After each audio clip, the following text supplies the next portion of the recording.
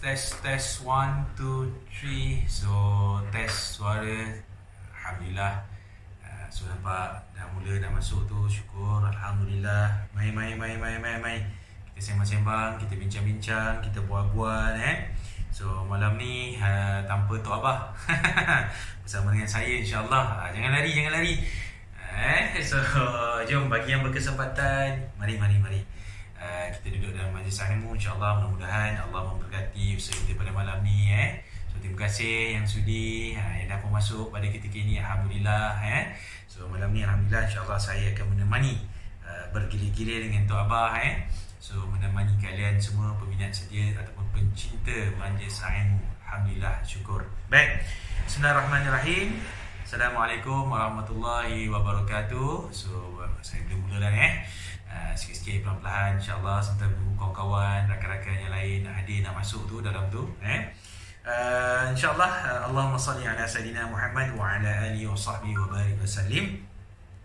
Mukadimah saya pada malam ini keseorangan tanpa Tok Abah, Hero Malaya. So insya-Allah topik yang akan saya bawa santai-santai malam ni, sembang-sembang bersama dengan semua rakan-rakan, sahabat-sahabat yang setiap malam yang boleh kata setia menonton. Kalau sebelum ini saya bersama dengan Tok Abah, saya nak maklumkan yang baru tengok pada ketika ini, malam ni insya-Allah saya keseorangan ditemani oleh kalian semualah. InsyaAllah sebagai sahabat-sahabat, sebagai teman saya pada malam ini. Dan malam ini InsyaAllah topik yang menarik yang untuk kita bincangkan bersama-sama, yang untuk kita kongsi. Kalau ada pandangan ataupun buah fikiran yang menarik ataupun persoalan silakan tekan di ruang komen di bawah tu untuk kita sama-sama mendapat manfaat insyaAllah. Allahumma salli ala sayyidina Muhammad. Dan alang-alang dah klik ataupun dah tekan bahagian komen bawah tu, jangan lupa klik ada satu ruang pink kat bawah tu, kat bahagian komen tu untuk join usahawan keluarga Tok Abah. Bagi sesiapa yang berminat untuk menambah pendapatan seisi keluarga, mana dah tahu dengan komitmen yang dah ada sekarang bermandan hutang ke dan sebagainya, nak dapat pendapatan yang lebih, jom join usahawan Tok Abah. InsyaAllah di situ kami akan cuba bantu kalian semua untuk menjana pendapatan yang lebih, insyaAllah. Don't worry. Ataupun yang ada masalah berkaitan dengan isu-isu berkaitan dengan pengurusan syarikat dan sebagainya, so insyaAllah ada kesempatan kami akan bantu kalian semua. Jangan risau. Baik, topik malam ni alhamdulillah kita akan bincangkan tentang bagaimana komunikasi itu komunikasi itu boleh mengundang rezeki. Subhanallah. So yalah, kita hanya memikirkan bahawa rezeki itu macam yang kita bincangkan topik-topik yang sebelum ni, terlalu orang kata spesifik, hanya memikirkan tentang duit dan sebagainya. Tetapi kita nak lihat dari satu sudut, daripada angle yang lain pula, bagaimana komunikasi di dalam kekeluargaan tersebut boleh mendatangkan ataupun boleh mengundang rezeki kepada kita. Subhanallah. Yang mungkin saya dan anda, tuan-tuan dan puan-puan, kita terlepas pandang bagaimana komunikasi yang kita set up, yang kita adakan dalam keluarga kita. So bagaimana komunikasi tersebut mempengaruhi ahli keluarga kita untuk menjana ataupun mendapatkan pendapatan ataupun mengekalkan hubungan kekeluargaan itu sendiri. Subhanallah. Baik, bila sebut tentang komunikasi dalam bahasa bukunya, kita tak akan lari daripada non-verbal dan juga verbal.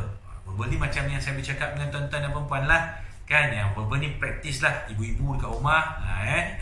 Yang ada tu dah masak sangat lah yang verbal ni, anak pun dah faham sangat dah, mak tu asyik belitih je kerjanya. Allahu Akbar, Allahu Akbar. Baik, untuk anak-anak semua, letiran ibu tu, pada ketika ini mungkin kalian merasakan bahawa satu benda yang sangat menyenakkan, sangat tak suka didengar oleh telinga.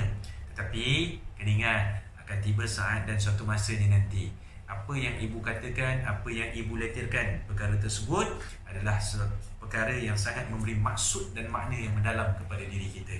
Subhanallah. Kadang-kadang ibu meletir bukan sebab benci, tak. Kadang-kadang ibu meletir sebab ibu melihat sesuatu ataupun sesuatu perkara yang dia tak nak keburukan itu terjadi kepada anak-anaknya. Tapi careful ibu-ibu pula, jangan pula malam ni dah tonton jual pak nama cikgu SO kata beletir tu boleh. Jangan terlebih. Bila terlebih dia juga akan memberi mudarat. Sebab tu dalam Islam Nabi ajar kita bersederhana. Tak jadi masalah para ibu nak memberi nasihat ataupun nak memberi teguran, tetapi jangan dalam keadaan yang orang kata mewujudkan rasa tidak selesa dan juga penghinaan kepada orang lain. Ikut seperti mana baginda Nabi SAW. Sebagai contoh yang terbaik di dalam komunikasi, Nabi SAW akan menekankan yang pertama, apa dia? Adab. So bagaimana adab sesuatu perkataan ataupun sesuatu tindakan tersebut yang akan ditunjulkan oleh baginda Nabi SAW. Subhanallah. Dan sudah ada. Yang kedua, Nabi SAW akan menggunakan dari sudut gaya bahasa yang mudah untuk difahami. Maklumlah anak-anak sekarang gaya bahasa ni berbeza dengan kita dulu-dulu yang dah tua dulu, terdidik dan sebagainya. Subhanallah. So yang ini pun kalau dapat lihat bagaimana anak-anak berkomunikasi melalui mesej WhatsApp dan sebagainya. Subhanallah, ada kalanya patah perkataan pun mak bapak tak boleh nak faham. Kan? Dia punya short form dia tu. Subhanallah. Kan? Baik, Nabi menggunakan adab, Nabi menggunakan bahasa. Nabi SAW akan menggunakan tutur bicara ini dalam keadaan yang fasih. Fasih maknanya lancar, clear, jelas perkataan tersebut. Ibu-ibu kalau nak beletir, tipsnya tolonglah jelas. Janganlah kadang-kadang dengar ya Allah, depan tak dengar, eko je dengar sipi-sipi. Allahu Akbar. Maklum kan, hati tengah marah kan. Tong tong tong tong tong tong, bunyi kuali pam pam pam pam. Dum. Hujung pangkal tak tahu. So please, adabnya kena jaga, bahasanya kena jaga, kefasihannya kena jaga, dan kalau boleh janganlah ianya secara berantai. Sebab Nabi SAW, mesej yang disampaikan poin yang sangat penting dan ringkas serta padat. Subhanallah. Itu yang terbaik. Kan? Itu yang terbaik. Dan of course lah, bila part yang penting, Nabi SAW akan memberi pengulangan, penyebutan tersebut berulang kali, menandakan perkara ataupun poin tersebut adalah penting. Subhanallah.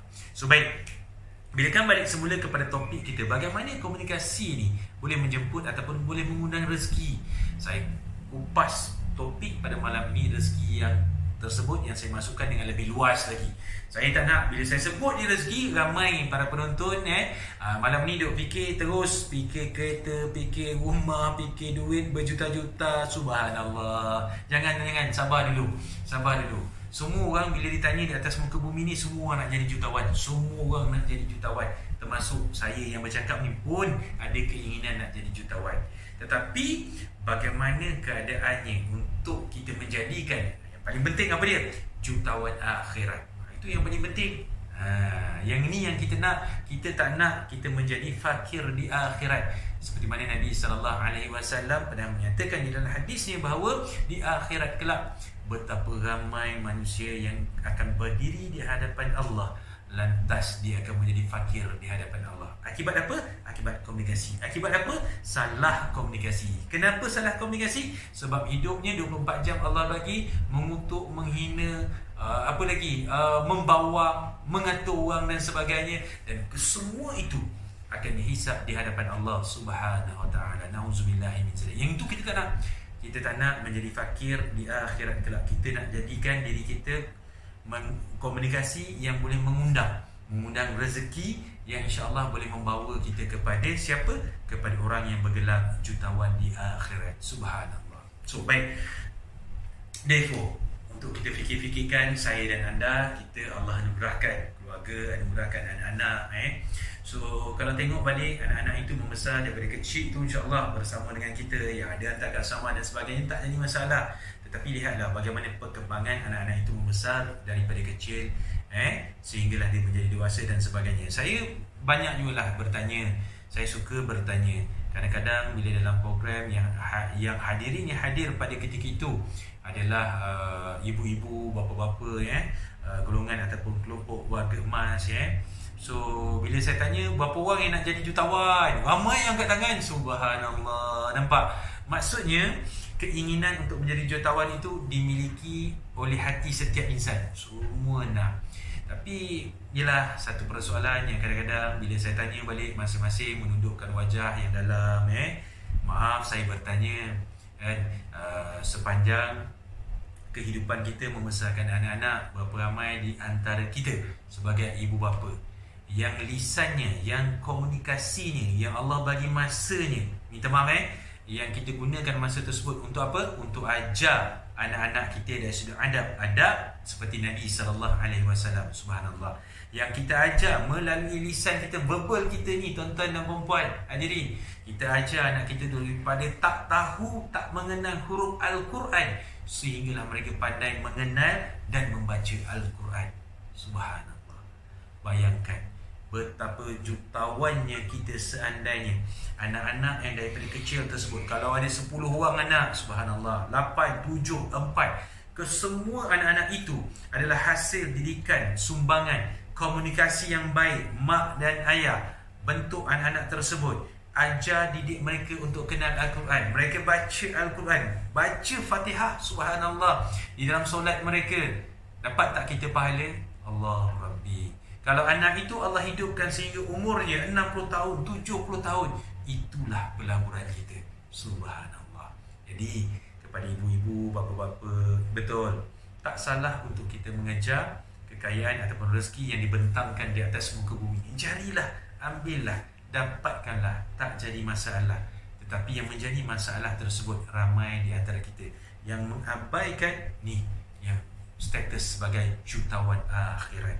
Allah Rabbi. Saya, termasuk saya yang bercakap pada malam ini untuk muhasabah diri saya sendiri.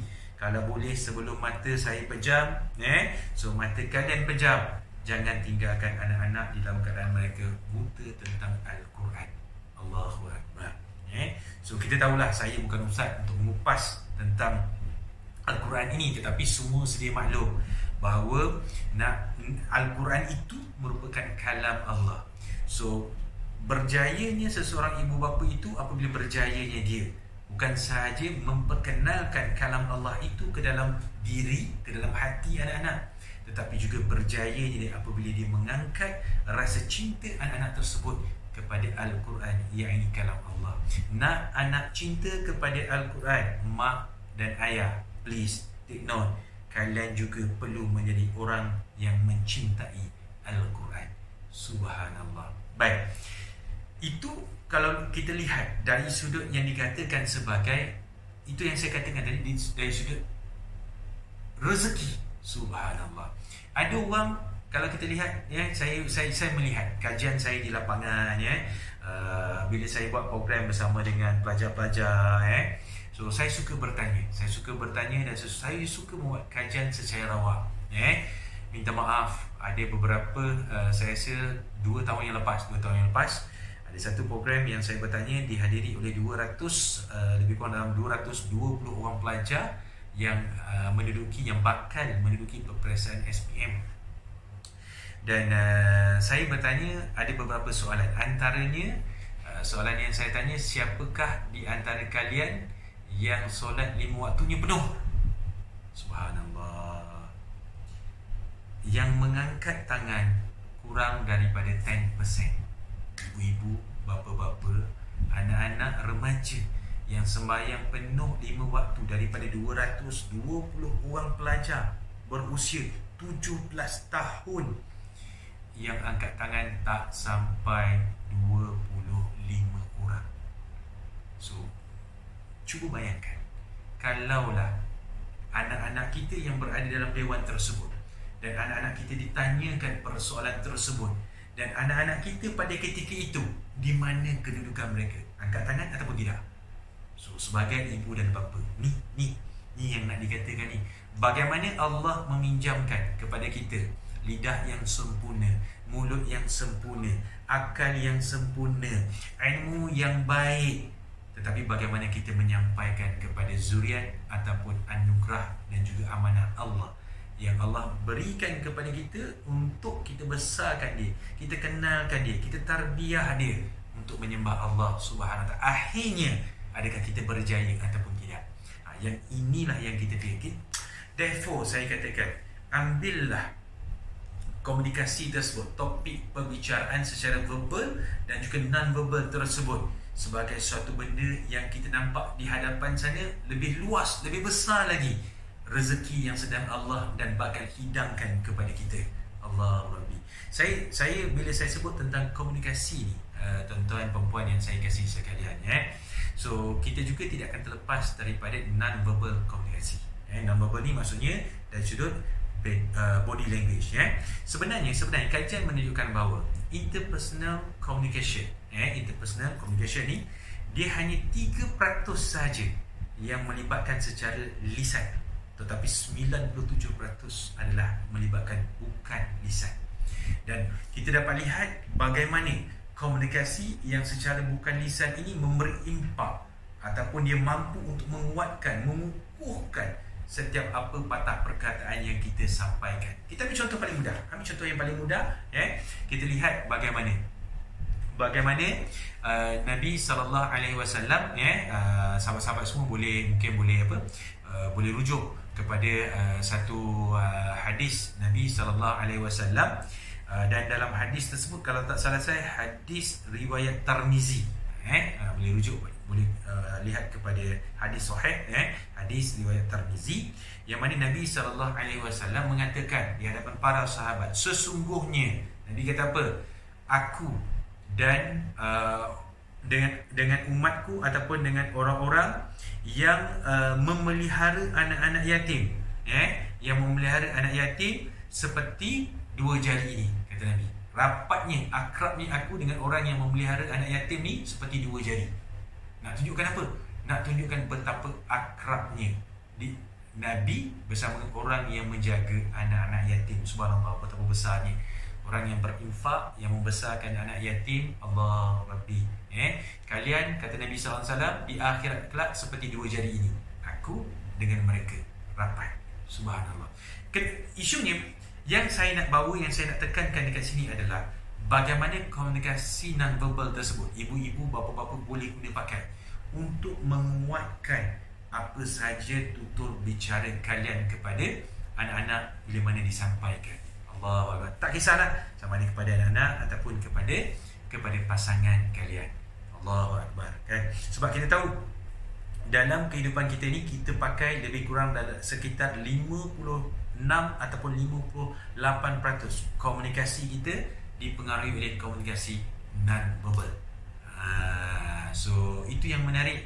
Dan bagaimana kita pakai komunikasi non-verbal ini untuk menjadikan komunikasi kita itu lebih efektif. Komunikasi kita tersebut boleh mengundang rezeki. Subhanallah. Tu kajian tu menunjukkan bahawa apa dia? Maaf ibu-ibu bapa, anak-anak tidak banyak belajar daripada apa yang mak bapak cakap, tetapi anak-anak banyak belajar daripada apa tindakan dan perbuatan mak dan ayah buat.